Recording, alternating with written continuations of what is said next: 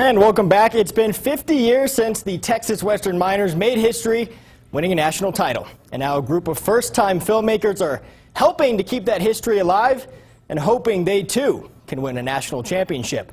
It's a story you'll see only on ABC 7.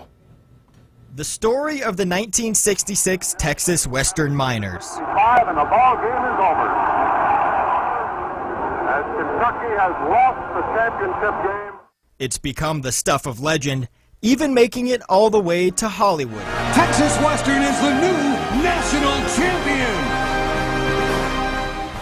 Of course, it's a story that still does and always will capture our hearts in El Paso, but it's actually across the border in New Mexico, in a small town where a group of high school students are hoping to keep the story of the 66 miners alive for an entirely new generation. We traveled to the small town of Moriarty, New Mexico, to Moriarty High School, to meet the students responsible for creating a new documentary on the miners. A group of basketball players in El Paso, black, white, Hispanic. A documentary that, oh by the way, won their State History Day competition after the students decided what to wear. That works. We wanted to know how the story of the miners spoke to high school students 5 decades later. Everyone in our group is a minority, like we have Hispanics. DeHaven is Black, Asian, and Hispanic. A lot might not be the same for us today if it wasn't for this team.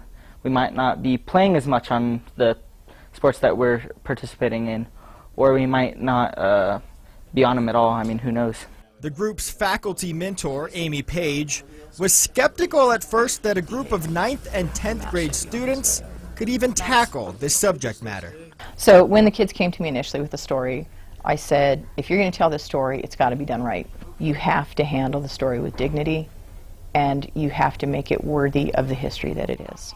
Segregation in America perpetuated the oppression and marginalization of people of color.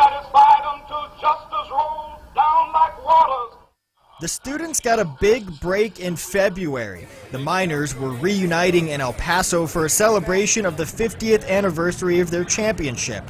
Of course, the group just had to go. seeing each of these players and seeing how they all were just a family. Honestly, there's no other way to describe it. That's when we finally realized, probably at the 50th anniversary as well, just that this was a lot bigger than National History Day. They were able to conduct personal interviews with the actual players from the team, creating a personal connection to the story.